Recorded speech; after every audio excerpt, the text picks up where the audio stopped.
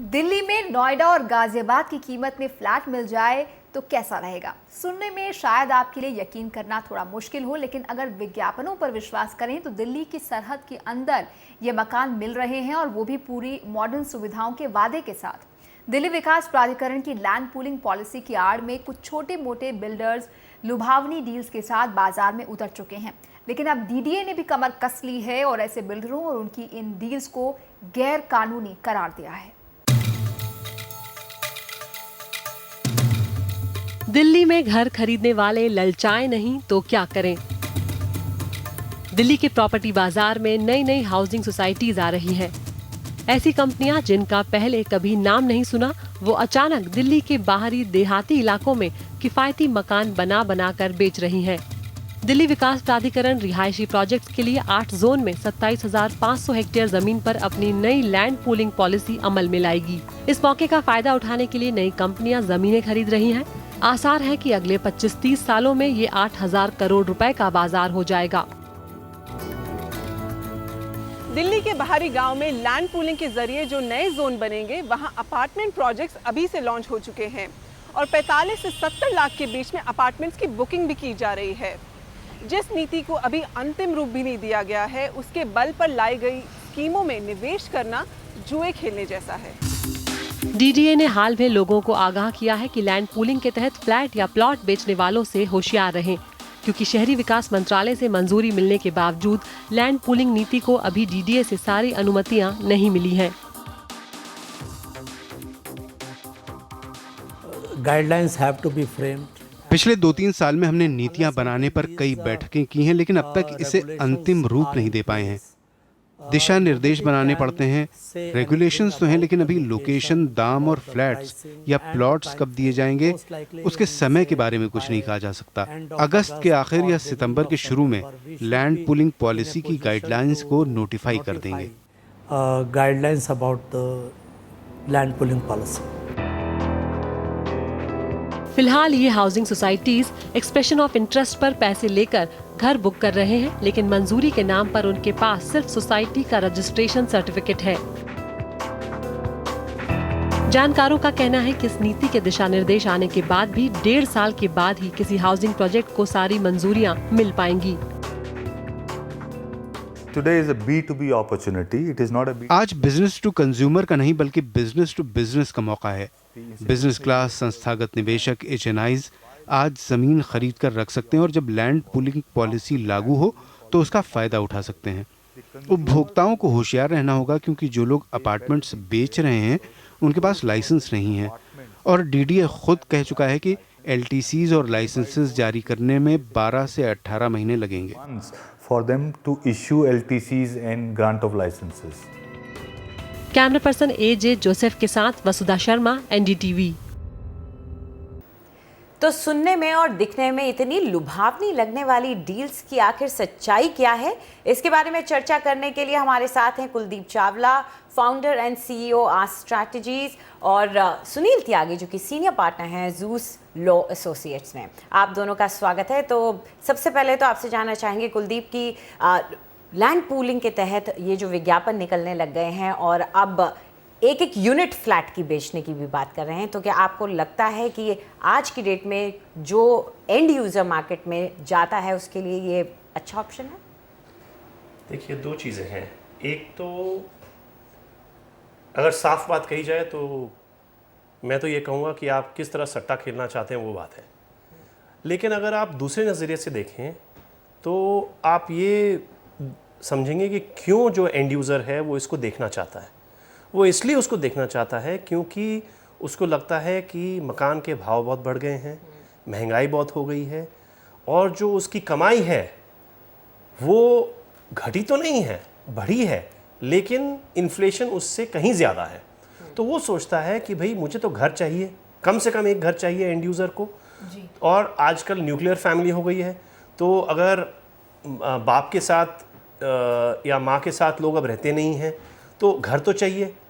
और अगर आपको 30, 40, 50 लाख में अगर दिल्ली शहर में क्या गुड़गांव में भी चाहिए तो आपको बहुत ही मुश्किल से 2 बेडरूम का घर नहीं मिलेगा।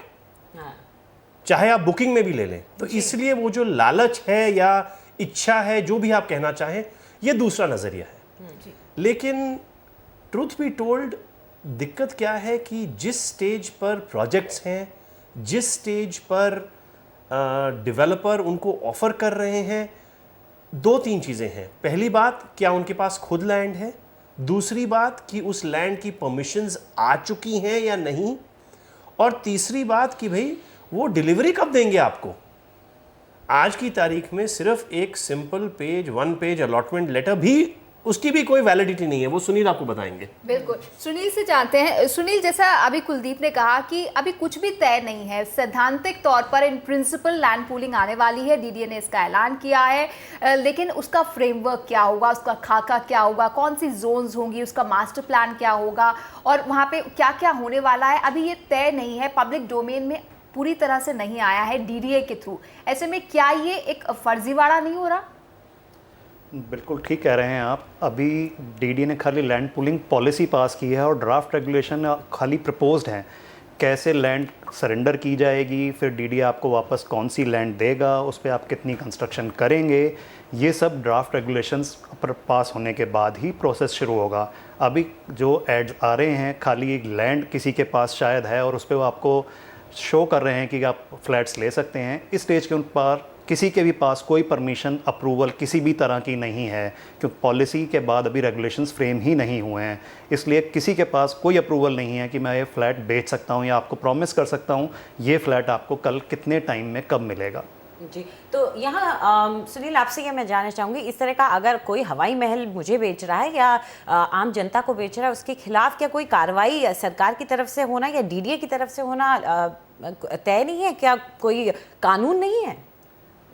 एज सच अभी दिल्ली में इस तरह का हमारी नॉलेज में कोई लॉ नहीं है जहाँ कोई स्पेसिफिक रिस्ट्रिक्शन है। हरियाणा में, अदर स्टेट्स में बड़े क्लियर प्रोविजंस हैं, नोटिफिकेशंस इशू होते रहते हैं टाइम टू टाइम कि जब तक आपके पास लाइसेंस नहीं है, आपके पास जब लाइसेंस है उसके बाद ही आप किसी भी तरह का फ्लैट, प्लॉट कुछ भी बेच सकते हैं। ऐसा प्रावधान दिल्ली में नहीं है क्योंकि अभी तक खाली डीडीए ही बना कर कुछ बेचता था। अब after the land pooling policy private development फिर से शुरू होने वाली है दिल्ली में। इस तरह के प्रावधान उन्हें लाने चाहिए जिसमें जो भी इस तरह की चीज़ बेच रहा है उसके अगेंस्ट कोई एक्शन हो, स्ट्रिक्ट एक्शन हो, सो दैट इतने सारे बायर्स के साथ किसी तरह का फ्रॉड ना हो सके। जी कुलदीप, लैंड पूलिंग की जो पॉलिसी है जो कि कुछ समय बाद आधिकारिक तौर पर अमल में आएगी, इसमें लोग अपनी ज़मीन जमा करके डीडीए के पास जाएंगे एज लैंड ओनर्स और डीडीए के साथ उनका एक करार होना चाहिए, एक एग्रीमेंट होना चाहिए जिसमें वो शर्तों पर अपनी सहमति दे, जिसके बाद ही ये आगे बढ़ेगा। ऐसे में डीडीए अगर आपत्ति उठा रहा है कि ये गैर कानूनी है तो कहीं ना कहीं डीडीए का उसमें कोई रोल भी नहीं रह जाता। देखिए, इसको अगर आप थोड़ा विस्तार में समझें कि ये लैंड पूलिंग बना क्यों। वो लैंड पूलिंग इसलिए बना क्योंकि डीडीए ये खुद लैंड, इतना ज़्यादा लैंड इकट्ठा नहीं कर सकता है क्योंकि ये लैंड अलग अलग किसानों के पास है, छोटे किसानों के पास, कुछ बड़ों के पास, कुछ कंपनियों ने लिया हुआ है और ऐसे करके बहुत छोटे छोटे लैंड हैं। तो उन्होंने जो रोहिणी और द्वारका में दिक्कतें देखी, उनसे उन्होंने समझा कि ये बेनिफिट क्या है लैंड पूलिंग का। अब डीडीए का क्या काम है इसमें? डीडीए और एमओयूडी का ये काम है कि उन्होंने पॉलिसी फ्रेमवर्क बना दिया है जिसके तहत वो कहते हैं कि भाई आप हमको अपनी लैंड दीजिए, हमारी ये जिम्मेवारी है कि हम आपको पब्लिक सर्विसेज देंगे, पार्क्स देंगे, पुलिस स्टेशन, जो भी हमको पब्लिक सर्विसेज और अम्यूनिटीज़ देनी है, और कुछ उसमें से हम लैंड कमर्शियल डेवलपमेंट के लिए रखेंगे और जो आपको बाकी लैंड देंगे उसमें आप डेवलपमेंट कर सकते हो। तो डीडीए का ये कहना है कि भैया हमने तो जहाँ तक हम पॉलिसी बना सकते थे हमने बनाई है, अब ये पॉलिसी ऑपरेशनलाइज होगी, यानी कि आपको लैंड देना है, उसमें से आपको डिपेंड करता है 50 एकड़ से ऊपर है या नीचे तो आपको 48% मिलेगा या 60% मिलेगा, उस हिसाब से आपको लैंड वापस दिया जाएगा। तो मेरा ये कहना है कि अभी हम उस स्टेज पर या उस मकाम पर नहीं पहुँचे हैं जहाँ डीडीए ये कह सकती है हाँ ये हिस्सा लैंड का, इस सिजरे का, इस खसरे का, ये आपका है और इस पर आप इतना माल बना सकते हो। वहां तक भी हम नहीं पहुंचे हैं। बिल्डिंग प्लान अप्रूवल तो बहुत दूर की बात है, या अब लाइसेंस जो सुनील कह रहे हैं जैसे हरियाणा में होता है, लाइसेंस से पहले आप नहीं बेच सकते हैं। और उसका कारण भी यह है कि दिल्ली में इसलिए नहीं हुआ है अभी तक क्योंकि दिल्ली में आपके पास लैंड तो थी, ज़मीन तो थी, लेकिन बड़े पैमाने पर सिर्फ डीडीए ही बनाता था। और 500 गज और डीडीए अब बड़े पैमाने पर बना नहीं पा रहा है, वो लैंड एक्वायर नहीं कर पा रहा 10 साल से, और जी। इसकी वजह से हाउसिंग की समस्या यहाँ बढ़ती जा रही है। तो हमारे पास ज़मीन की कमी नहीं है। और मैं ये भी कहूँगा कि मेरा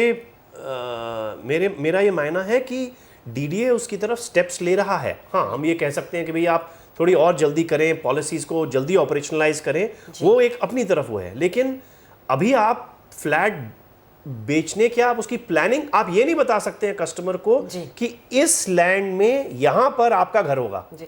और यहाँ तो सिचुएशन ऐसी हो गई है कि फ्लैट का अंदर का इंटीरियर भी दिखा करके बेच रहे हैं बिल्डर, तो वो अलग ही लेवल पे जा चुके हैं। खैर, यहाँ सुनील आपसे ये जानना चाहूँगी कि तो कहीं ना कहीं डीडीए की यहाँ पे सुस्त चाल, उसकी जिसे कहें ढिलाई, उसकी दूसरों से पीछे रह जाने की एक जो आदत है, कहीं वो इसके लिए जिम्मेदार नहीं है? क्योंकि अगर उनको सोचना चाहिए था, आप कोई पॉलिसी ला रहे हैं तो 10 लोग ऐसे बैठे होंगे जो कि उसका फ़ायदा उठा के लोगों को उल्लू बनाने की कोशिश करेंगे, तो कम से कम किसी तरह का कुछ क्लैरिटी लोगों के सामने रखते। आप ठीक कह रहे हैं, बट मेरा मानना ये भी है, डीडीए ने एक स्टेप लिया है जब उन्होंने एक पब्लिक नोटिस इतनी जल्दी निकाल दिया है। इससे पहले कि बहुत सारे बायर ऐसे खरीद लेते, तो एक स्टेप डीडीए ने लिया है। अब डीडीए का भी काम पॉलिसी बनाने में मेरे ख्याल से ज़्यादा ध्यान रहा होगा, और रेगुलेशन प्रपोज्ड है, डेवलपमेंट की तरफ ज़्यादा है rather than on negative side की कुछ इस तरह के लोग भी आ सकते हैं। बट उन्होंने ठीक टाइम पे एक नोटिस मेरे ख्याल से निकाला है, एंड आई एम श्योर इसके बाद वो आगे कोई प्रावधान भी बनाएंगे, नोइंग दिस कि किस तरह की प्रॉब्लम्स आ सकती हैं, किस तरह के फ्रॉड हो सकते हैं बायर्स के साथ। यहाँ हम ये भी बताना चाहेंगे कि प्रॉपर्टी इंडिया ने लगभग 1 साल पहले ही जब ये पॉलिसी आ रही थी, उसी वक्त भी एक स्टोरी की थी इसी को लेकर के कि किस तरह से उसी वक्त लॉन्च शुरू हो गए थे और ईमेलर्स के जरिए लोगों को टारगेट किया जा रहा था। तब हमने ये दिखाने की कोशिश की थी कि अभी इसमें पैसा लगाना सही नहीं है। तो यहाँ पर आपसे पूछना चाहूँगी मैं कुलदीप की, जो इंसान एंड यूज़र है, आज अगर वो पैसा लगाना चाहता है लैंड पूलिंग पॉलिसी के लिए, आप लैंड पूलिंग पॉलिसी को ध्यान में रखते हुए उसके लिए क्या सही सलाह देना चाहेंगे? देखिए, आपके पास अगर मैं कहूँ, क्योंकि यहाँ पर आप बहुत छोटे पैमाने पर भी काम कर सकते हैं, सबसे अच्छा ये होगा अगर एंड यूज़र्स इकट्ठा होकर एक या तो सोसाइटी बनाएं या ग्रुप बनाएं। क्या उसका कॉर्पोरेट फॉर्मेट है, वो I think Sunil is better equipped कि भी वो बता सकते हैं कैसे करें। लेकिन अगर सरकार परमिट करे तो ऐसे आप सोसाइटी या एक फॉर्मेट बनाएं जिसमें आप, आज की तारीख में क्या हो रहा है, ग्रुप बाइंग हो रही है। तो अगर हम ग्रुप बाइंग को, if we can give it a format जिसमें लोग इंडिविजुअली इकट्ठा होकर करें, ठीक है, और वो खुद की लैंड खरीदें और उस लैंड को आप लैंड पूलिंग में जमा कर सकते हैं, या डायरेक्टली सरकार के साथ या फिर किसी बड़े डेवलपर के साथ। अगर इसमें भी थोड़ा बहुत रिस्क है। रिस्क है 3 चीज़ों का। पहला रिस्क है टाइमिंग का, कि भाई कब ये पॉलिसी आएगी, क्योंकि आप आज लैंड में पैसा लगाएंगे, ठीक है, ये पॉलिसी कब आएगी, कब इंप्लीमेंट होगी। क्योंकि अगर मुझे इतनी सारी अम्यूनिटीज़ देनी है, public parks, police station, electricity thing, so on and so fourth, तो आपको उसमें समय लगेगा। तो पहली बात समय की है।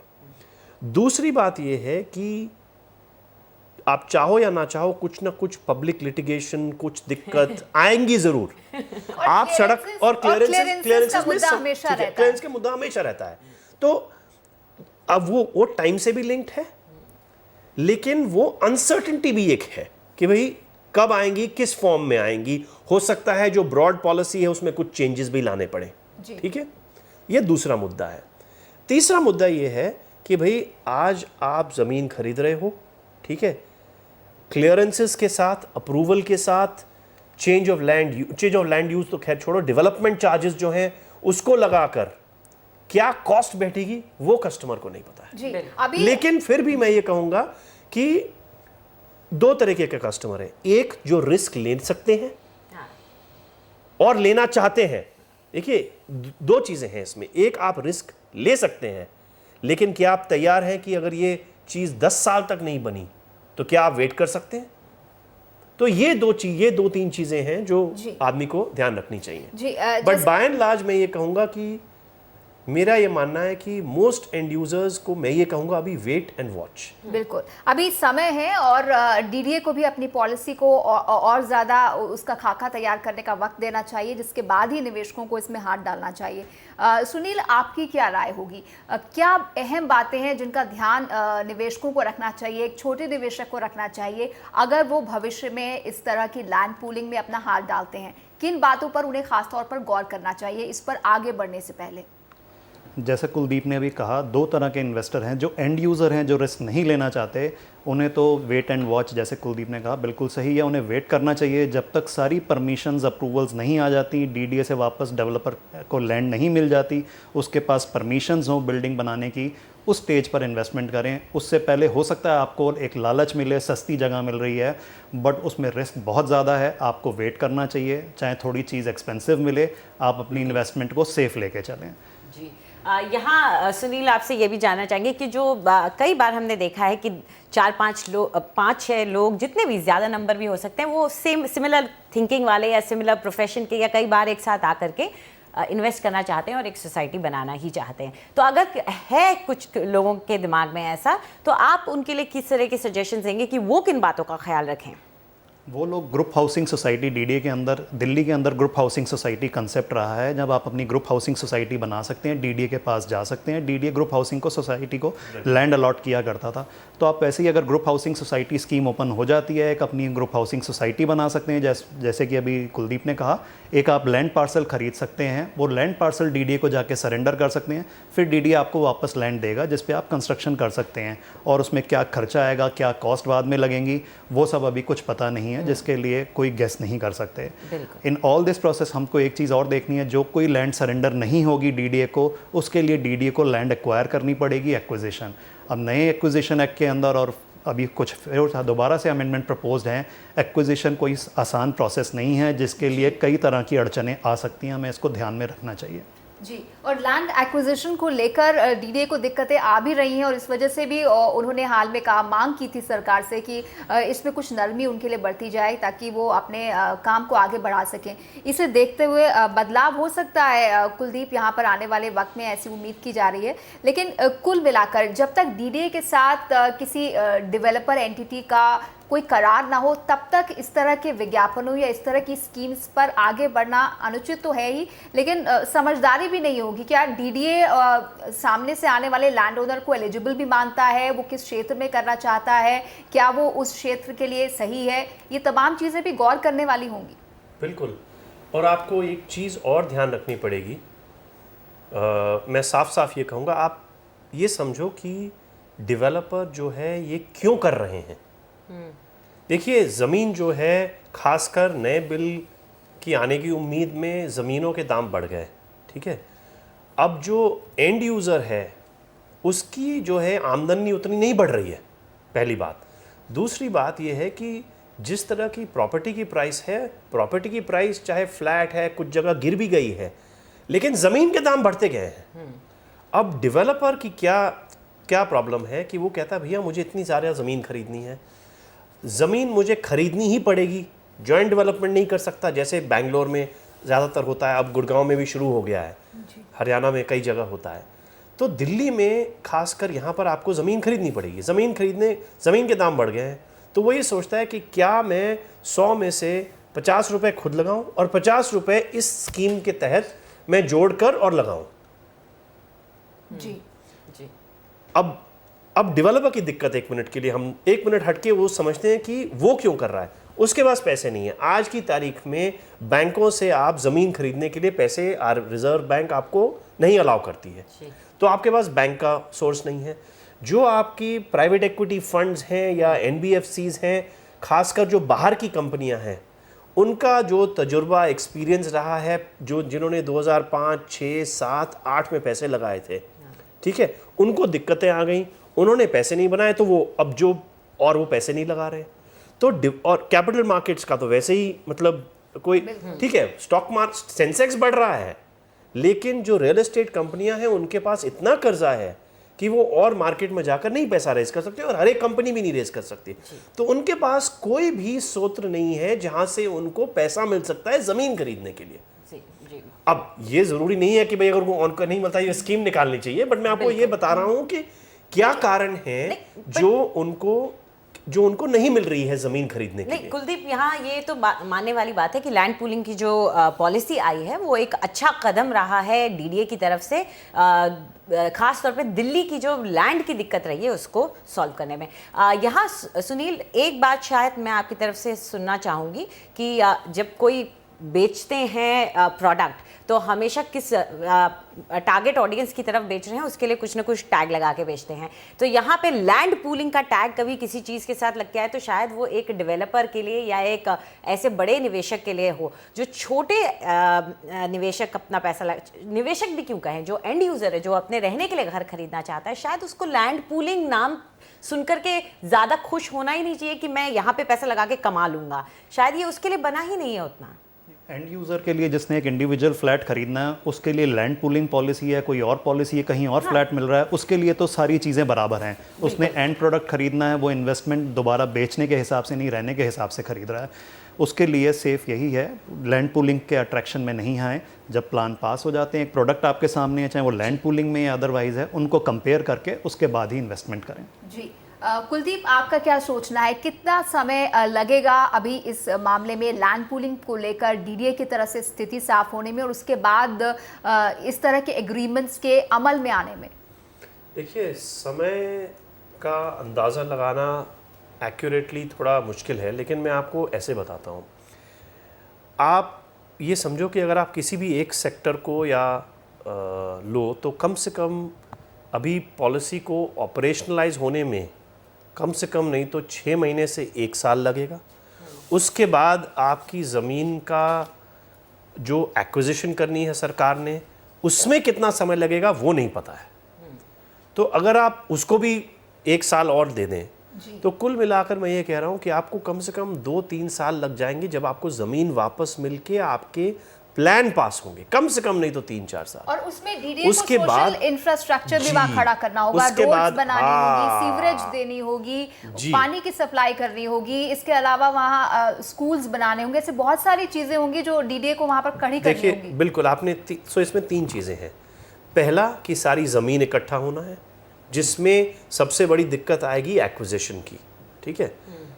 दूसरी दिक्कत, वो जो दूसरी चैलेंज जो है, जिसको मैं कहूँगा दिक्कत नहीं है, इशू है, उसको टैकल करना है कि भाई आपको जो सोशल इंफ्रास्ट्रक्चर बनाना है, सड़कें बनानी है, पानी देना है, बिजली की लाइनें हैं, दिल्ली जल बोर्ड से आपको पूरा कोऑर्डिनेशन करना है। देखिए, बिजली की लाइनें डालने में दिक्कत नहीं है जी, लेकिन आपको सूरज, क्योंकि बिजली की लाइनें तो ज़्यादातर आसानी से डल सकती हैं जी, सूरज सिस्टम और पानी के सिस्टम वो सबसे दिक्कत करते हैं जी। सो वो दूसरी चीज़ है। तीसरी चीज़ ये है कि इन सब को करने के लिए पैसा कहाँ से आएगा? बिल्कुल, वो पैसा भी तो यहीं से आएगा ना। अब ये तो है नहीं कि आपने सडनली रोड टैक्स बढ़ा दिया दिल्ली में या कुछ और सेस लेवी कर दिया। तो आपको तीसरी चीज ये है कि आपको पैसा कहां से आएगा। उसमें पॉलिसी अच्छी है जी, पॉलिसी में है, पॉलिसी में है, चीजों पर गौर करने की जरूरत है और अभी बहुत जल्दबाजी है लैंड पूलिंग में हाथ डालने। पहले डीडीए को अपनी स्थिति साफ कर लेना चाहिए, अपना खाका बना लेना चाहिए। जी, और साथ ही आपको ये भी आगाह कर दें कि इन जगहों पर जहाँ के ऐड निकल रहे हैं वहाँ हम गए भी हैं और वहाँ भी खेत ही लहरा रहे हैं, इसलिए वहाँ ये सोचना कि आपका फ्लैट आपको मिल जाएगा ये इतना आसान काम नहीं है, थोड़ा सोच समझ के ही पैसा लगाएं।